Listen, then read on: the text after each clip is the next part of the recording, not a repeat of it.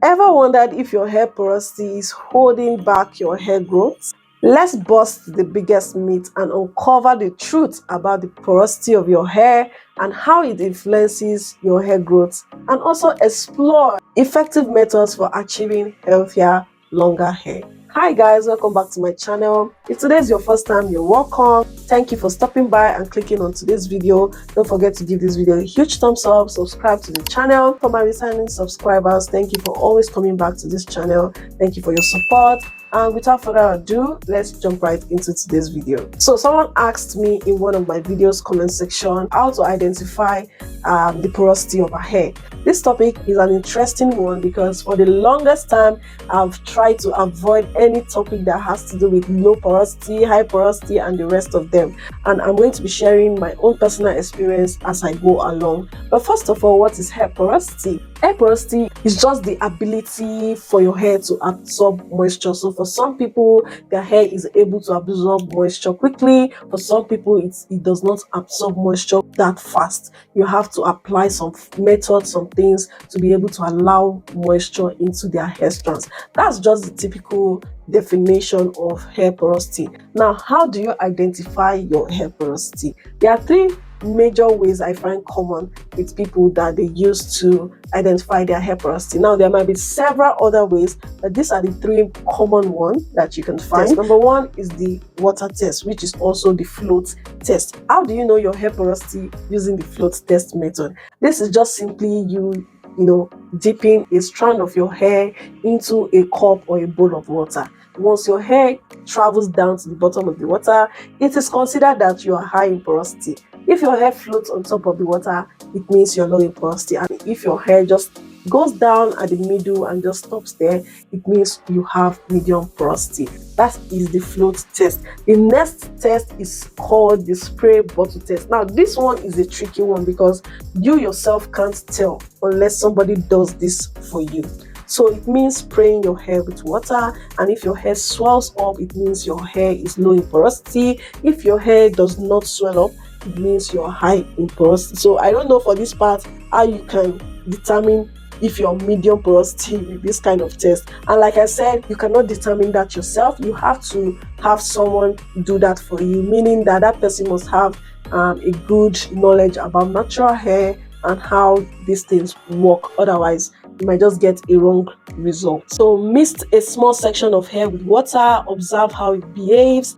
If the water beats up, it means that you're low in porosity, and if it absorbs quickly, it means you're high in porosity. So for this test, you need someone with a good eyesight and an understanding of natural hair to be able to tell you the results, because you can't see it by yourself because somebody has to be doing the spraying for you and observing. So for this part, it's very tricky. You need someone that good to be able to give you the best results. Then the third test is the feel test. This one I have personally tried it, and it's you gently running your fingers down your hair strands. If it feels smooth, then it means that you're low porosity. If it's rough, then it means you're high in porosity. What this means is that once your hair is smooth, it means that your hair cuticles are closed. So that is why we say it's low porosity. But when your hair cuticles are open like this, it means that it is rough.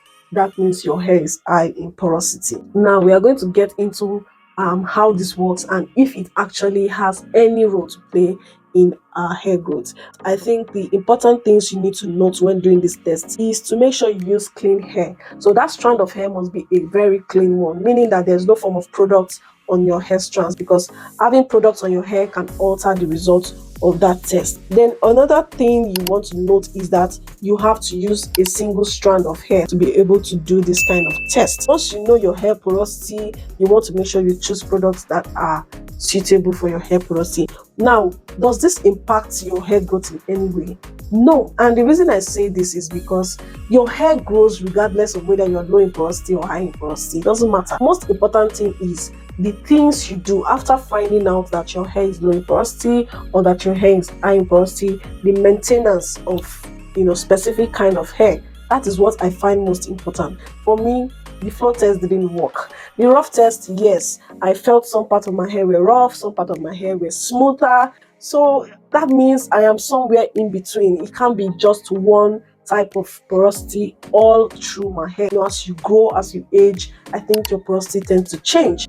But for the longest time, I was thinking I was low in porosity, and I always say it in my videos, I was low in porosity. It made me to run away from protein treatment, because then I heard you can't do too much protein treatment because low porosity hair does not need too much protein treatment. So many myths like that further damaged my hair, until I began to understand that this thing is not working. I had to do further research, find out why stuff like this are not working for me, and I discovered running away from protein was not the best for me. So now my hair loves protein. So would you say I'm now a high porosity girly because my hair loves protein treatment? So, but for the most part, I think I'm just somewhere in between. I'm at the middle, because sometimes there are products that I use, they soak right into my hair strands, and sometimes there are products that just sit on my hair strands. So I think I am just in between. I like to think that I'm in between. I'm a medium porosity girly, and I don't want to change that. The most important thing is not really about knowing the porosity, it's about what you do after knowing your hair porosity. In no way does your hair porosity influences or affects your growth rate. No, it is in what you do. So what do you now do is to have a routine that tailors to your own specific needs. So regardless, just have a routine, something that works with you, something that sticks with you, but make sure that you are not solely thinking or fixated on the fact that your hair is low porosity, that is why your hair is not growing. Your hair is high porosity, that's why your hair is not growing. No. So make sure you're taking care of your hair. Prioritize scalp care, because whether you are low or high porosity, scalp care is very important, because your hair will only thrive on clean hair, on a scalp that is healthy.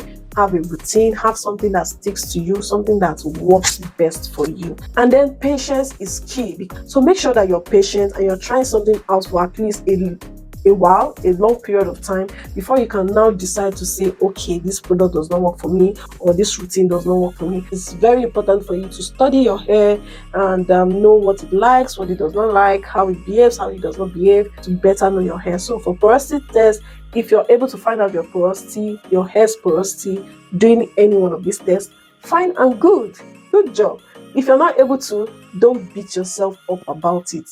Just do what works for you. Use things that works for you. Study your hair, observe. Try to observe. That's the best way to know the kind of hair that you have. Try to observe your hair and see what is peculiar to it, and you'll be good. You'll be fine.